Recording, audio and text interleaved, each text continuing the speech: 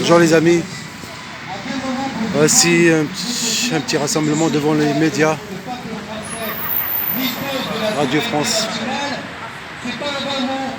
Un collectif des Gilets jaunes qui ont déclaré cette manif une fois par mois, c'est toujours le premier samedi du mois. Ça c'est devant Radio France. À ceux qui défendent l'intérêt national, sans laisser le moindre temps de parole à ceux qui sont aussi dans les guerres, à ceux qui ne votent pas pour livrer des munitions et des armes contre la Russie, alliance de rebelles, contre le monde historique, alliance de rebelles contre les États-Unis aujourd'hui, qui sont les ennemis existentiels de la France. Malgré tout, mais peut-être que les Français, ce point de vue, peut-on le faire entendre? Non, parce que les médias publics ne sont pas des médias publics. Ce sont des médias inféodés aux politiciens. Et tous nos politiciens sont des traîtres à la patrie. Des traîtres! Alors pour qu'ils l'entendent, ce putain de néo-vichiste. Collabos! En plus, ils se sont convoqués pour savoir comment ils s'en sortent. Parlez d'eux, sinon vous êtes des collabos.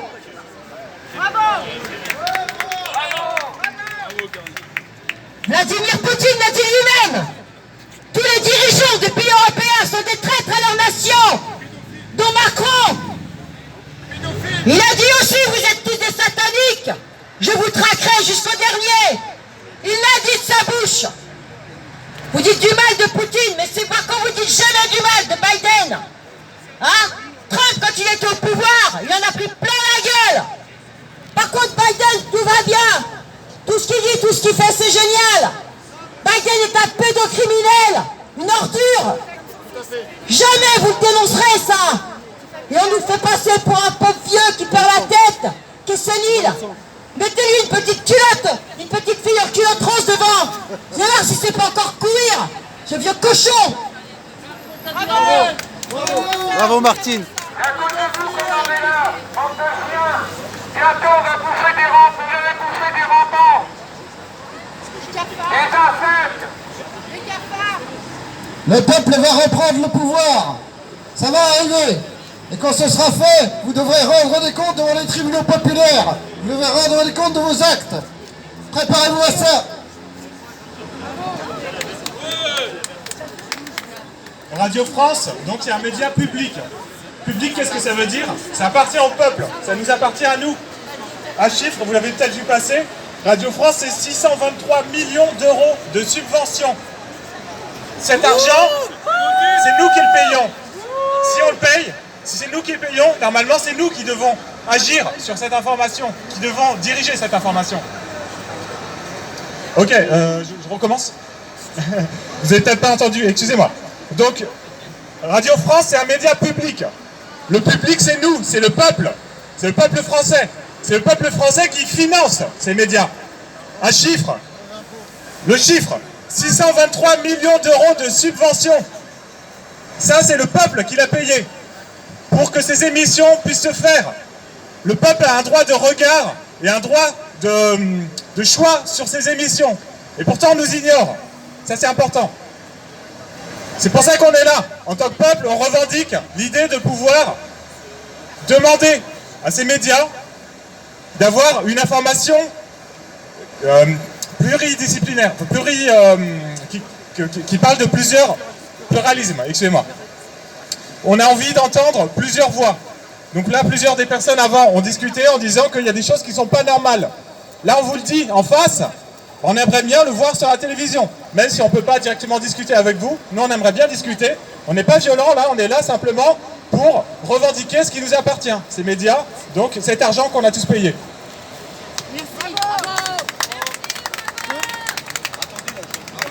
Radio France, voilà, alors c'était une des meilleures radios du monde qui produisait des émissions fantastiques avec de très bons réalisateurs, de très bons techniciens, des pièces de théâtre, des choses comme ça, qui étaient très orientées vers la culture. Et c'est surtout un endroit où les gens, dans les années 60-70, se sont battus contre la censure à l'époque du ministre de l'Information. Et aujourd'hui, qu'est-ce que c'est devenu? Ben, c'est devenu les petits moutons de l'État. C'est des gens qui donnent les infos officielles, qui les copient-collent. Et je trouve ça bien dommage, je trouve ça bien triste que notre radio, que la radio de l'État français, qui est un véritable patrimoine, en soit maintenant réduit à être un petit troupeau de petits chiens qui fait du copier-coller des informations officielles. Messieurs, dames, je ne suis pas fier de vous en tant que Français. Voilà ce que je voulais dire.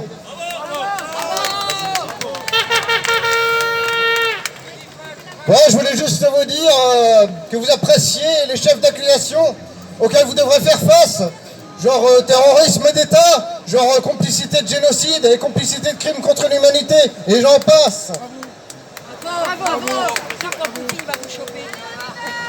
Oui, Vous mettez la fessée. les journalopes, la bande de traîtres qu'abrite cette construction d'une laideur inouïe. Ce qu'il faut rappeler, c'est que ces gens-là sont subventionnés à hauteur de 650 millions d'euros par an. Ils sont noyés sous les billets de banque pour mentir au peuple, non seulement pour l'abreuver de mensonges, mais pour le conduire à l'abattoir, pour l'empoisonner d'abord, et ensuite pour le conduire vers la guerre. Ces gens-là sont des criminels et des traîtres.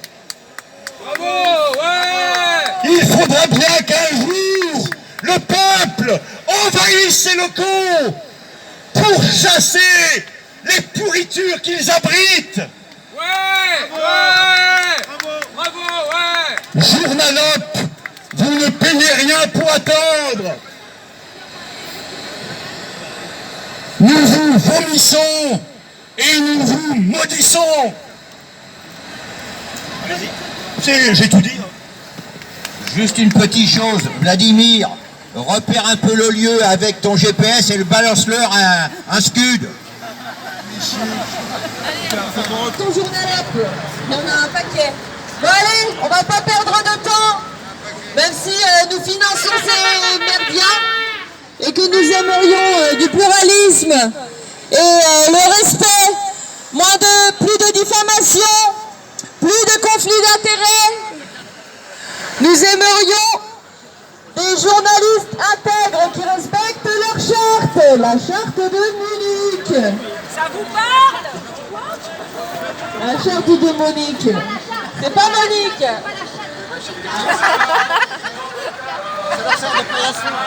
La charte de...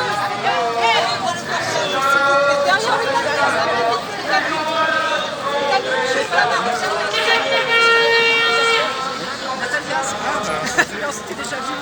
On rappelle tout le monde, s'il vous plaît.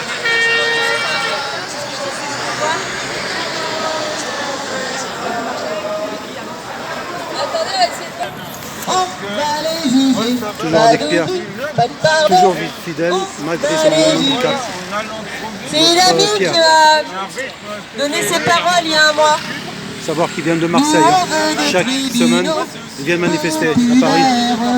Il fait le déplacement. Des tribunaux militaires, vérité, liberté, on va les juger.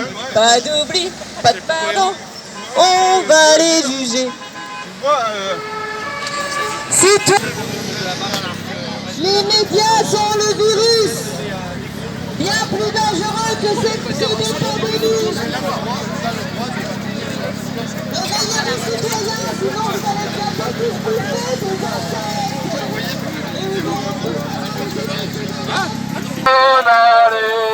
Les jeunes allez, qu'importe le discours qui nous traite de nous.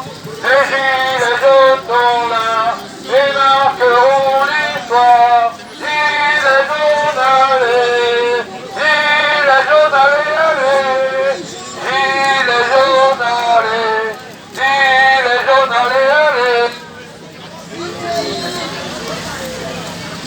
Ne nous regardez pas, éveillez-vous, rejoignez-nous. Bientôt, votre gouvernement vous fera souffrir des cafés et des millions. après le Covid-19. Jetez la télé par la fenêtre, pas sur nous quoi. Jetez votre télé.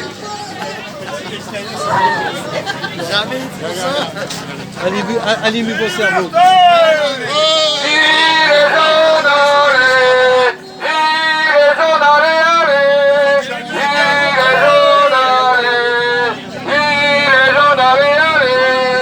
J'apporte le discours, ils nous traitent de tout. Les gilets jaunes sont là et marqueront l'histoire. Gilets jaunes, allez, gilets jaunes, allez, allez, gilets jaunes, allez, gilets jaunes, allez, allez. La mafia organisée, voilà ce que c'est. Moi je suis pas avec vous. Démoniaque. La France de demain, c'est toi. Et la statue de la liberté.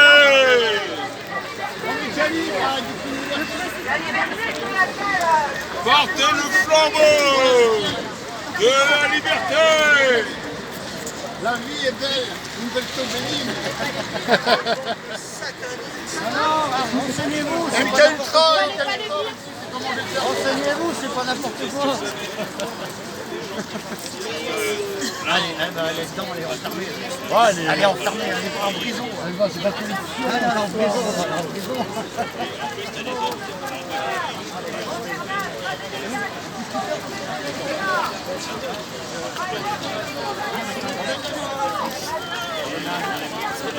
Rejoignez la résistance les gars, vous êtes déjà morts.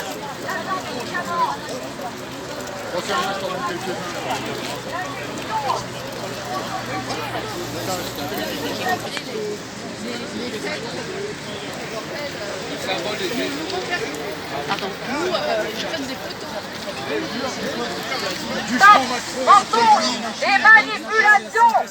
Stop, mensonge et manipulation. Stop.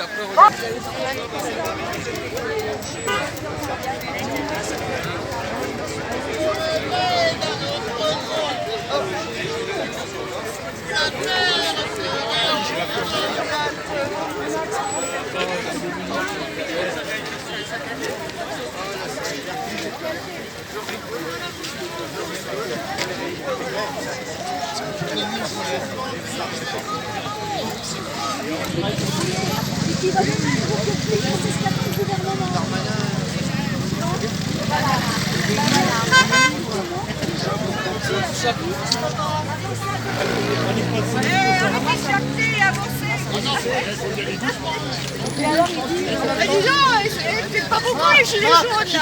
Un panneau là, rond là, on peut y aller. Pour faire traverser la petit panneau. Eh Nadine, allez dans le sens. Alors c'est des gens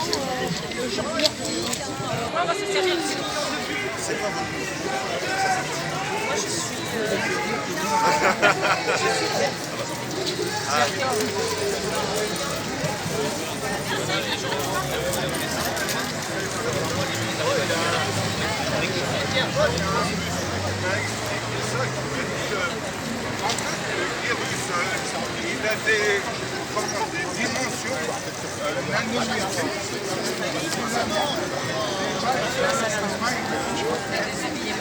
Un, deux, trois. La Macronie, c'est dégueulasse. La Macronie, c'est dégueulasse. La Macronie, c'est dégueulasse. La Macronie, c'est dégueulasse.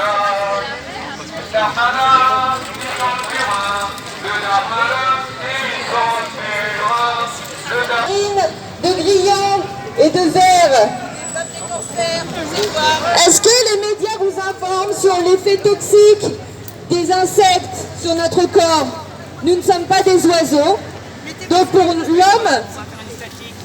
l'homme, en fait, tout ce qui est insecte, c'est indigeste. La chitine, C-H-I-T-I-N-E, cherchez un petit peu, la chitine est toxique.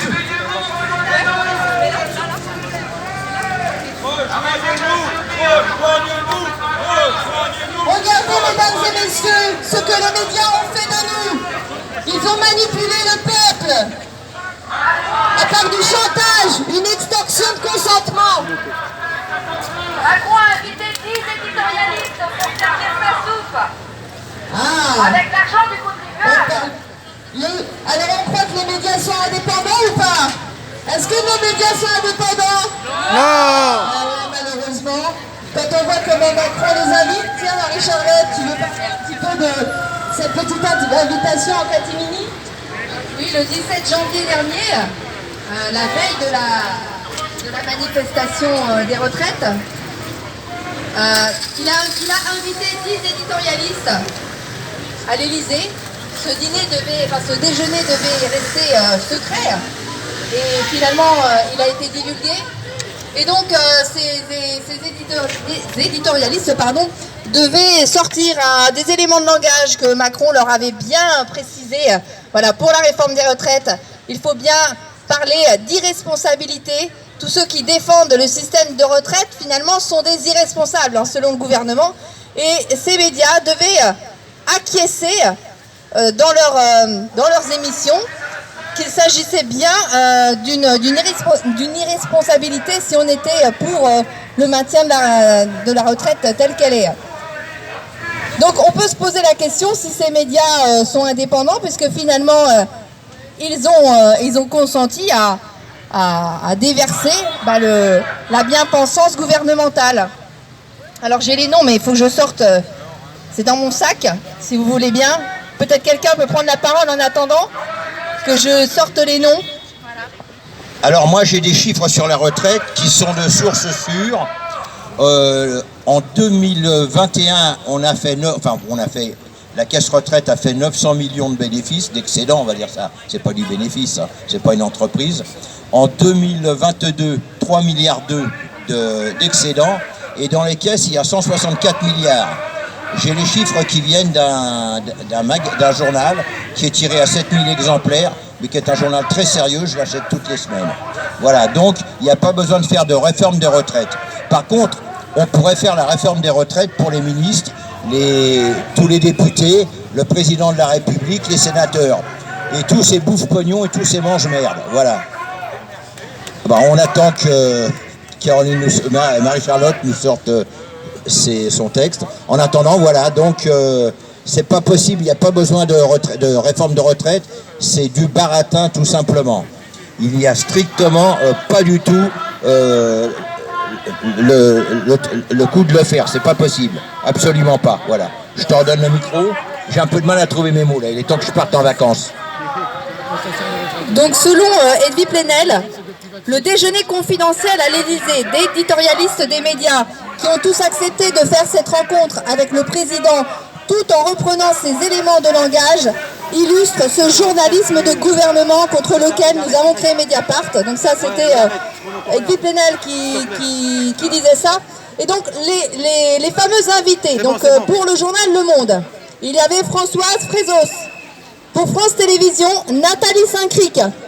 Pour BFM TV, Benjamin Duhamel. RTL, Alba Ventura. Ouest France, Stéphane Vernet. Le Figaro, Guillaume Tabar.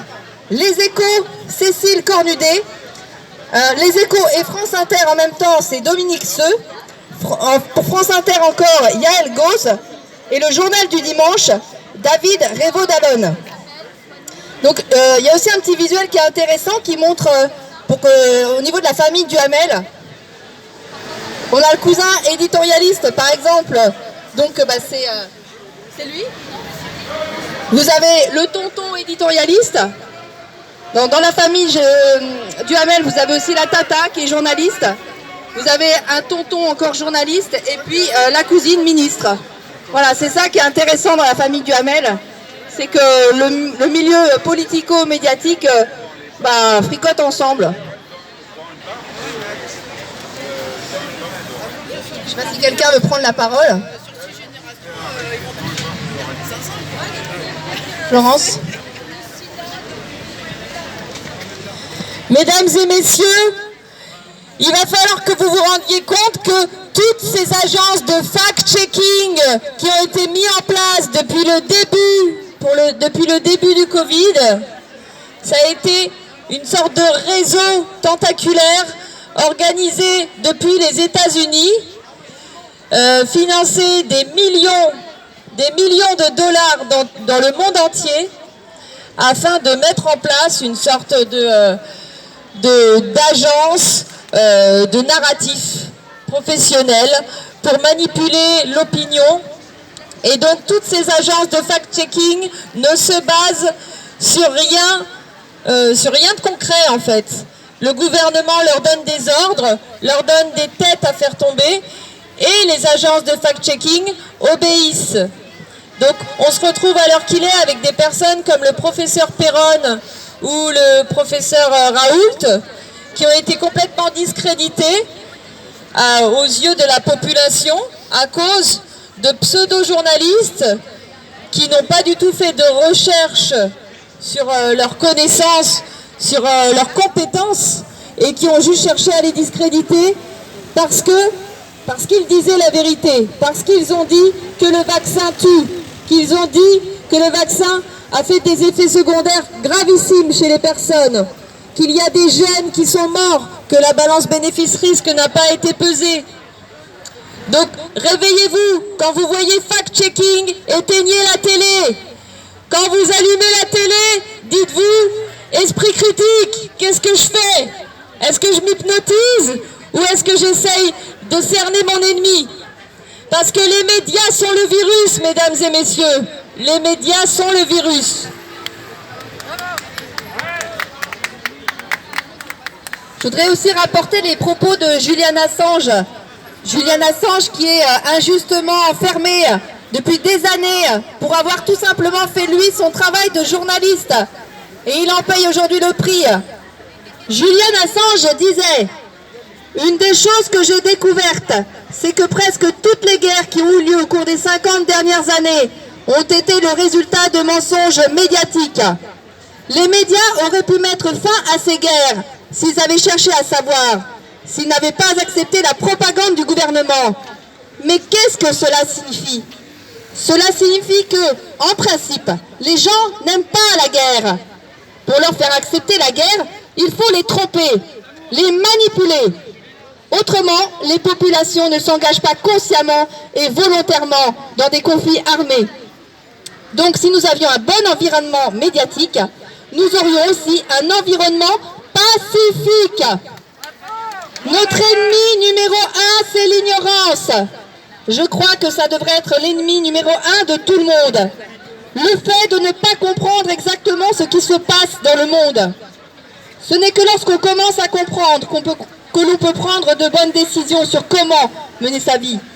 Maintenant, la question c'est: qui a intérêt de promouvoir l'ignorance? Les organisations qui ont des choses à cacher. Et ce sont ces organisations qui déforment la vraie information en la faisant passer pour de la fausse information.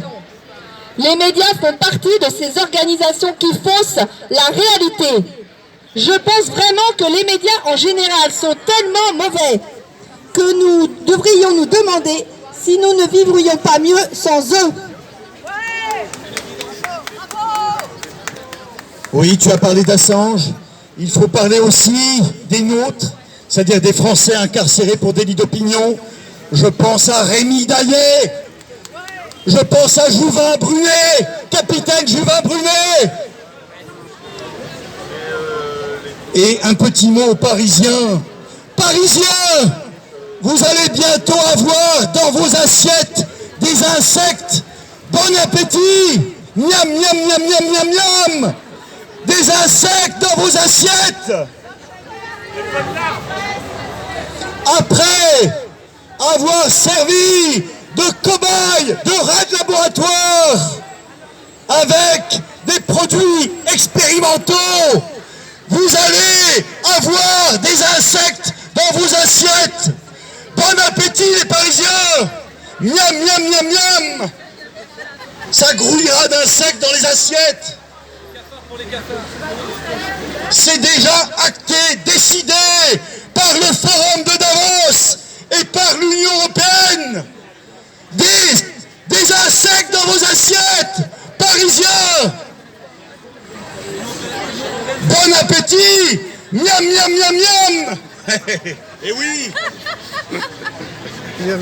Elle est bonne celle-là. Bande de gogo et de rats de laboratoire. Voilà, C'est vrai que Fred est énervé, mais c'est vrai qu'à un moment donné, la population, à force de voir votre inaction et le fait que vous fermiez les yeux sur tout ce qui se passe, sur la réalité, sur les effets secondaires de l'injection expérimentale, ne vous énervez pas. Rejoignez-nous. On est tous libres. Normalement, on a le choix de refuser un traitement.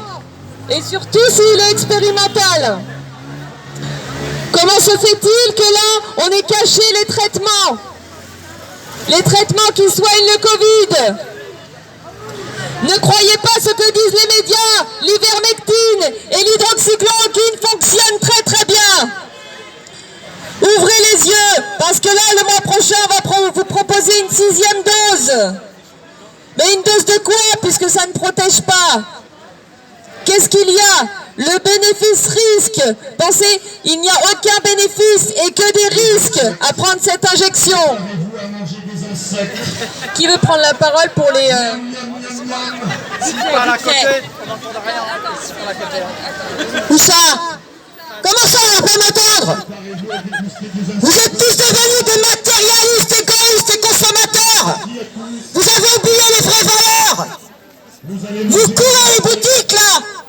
Vous vous êtes fait injecter cette merde pour continuer à consommer, à alimenter les marchands du temple. Vous n'avez toujours rien compris.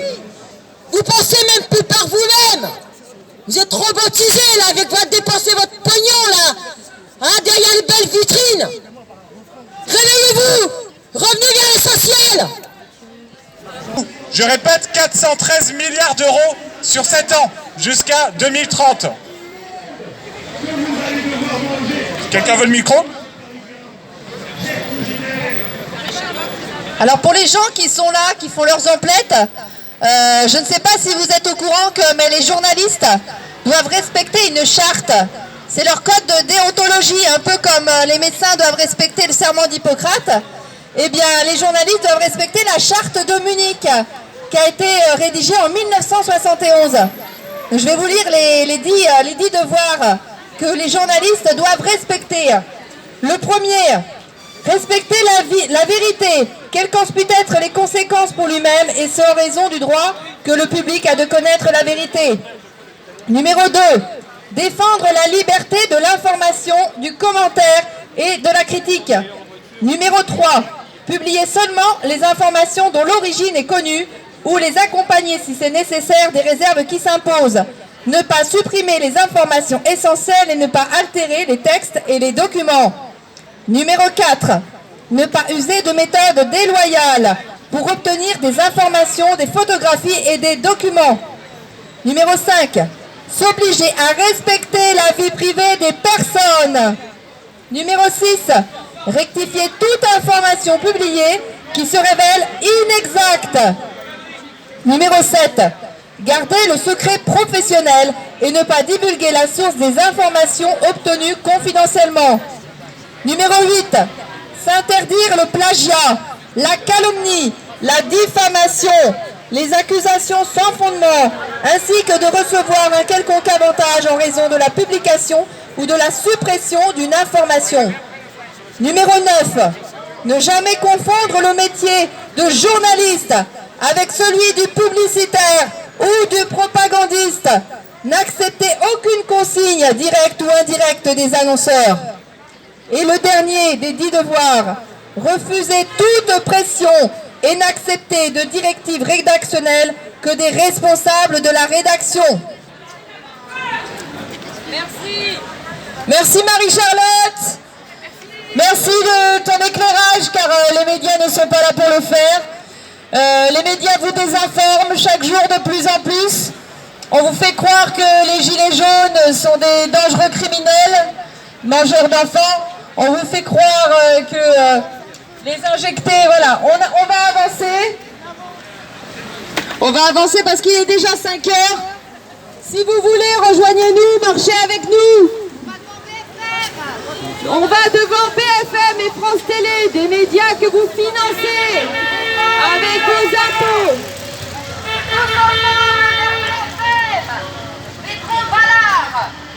Tous ensemble contre la propagande des médias collabos. Rejoignez-nous pour dénoncer la propagande de ces médias qui sont payés avec des subventions publiques pour les médias privés et pour les médias publics parce que tout simplement ils sont financés avec la grande administration. Économique de Davos qui a lieu depuis 50 ans et qui organise notre vie sociale, politique, géopolitique. C'est grâce à eux qu'on va manger des insectes bientôt. C'est grâce au Forum économique de Davos et à Bill Gates qu'on s'est tapé cette pseudo-pandémie. C'est grâce au Forum économique de Davos qu'on est soumis au pass sanitaire. Et pourquoi les médias n'en parlent pas? Pourquoi les médias nous cachent la vérité? Pourquoi le gouvernement utilise des cabinets conseils et les paye des millions pour nous désinformer? Posez-vous la question. Dis-le français. Français, Parisiens, miam miam, vous allez bientôt pouvoir vous délecter. Oh, comme je vous envie, les insectes qui vont grouiller dans vos assiettes. Oh là là, vous allez vous régaler. Des insectes dans vos assiettes bientôt. Miam miam. Après avoir servi de rat de laboratoire pendant des années, maintenant, vos habitudes alimentaires vont être bouleversées. Et vous allez vous délecter de ces bons plats préparés avec amour par vos moitiés. Des insectes dans bio, vos assiettes. insectes bio, hein. Insectes bio. Hein. Des insectes gluants dans vos assiettes. Bio. Insectes bio. Mais que vont faire les véganes? Est-ce que vous allez repérer les chenilles et les grillons? Réveillez-vous, ce sera de la farine, ça ne se verra pas. Des vers et des insectes. Heureusement vous fermez les yeux. Heureusement vous vous cachez la réalité depuis longtemps. Vous êtes dans un déni et c'est peut-être mieux pour vous. Mais si vous avez envie de dire non et de désobéir, il est encore temps. Tout le monde peut dire non. Non au nouvel ordre mondial. Non à la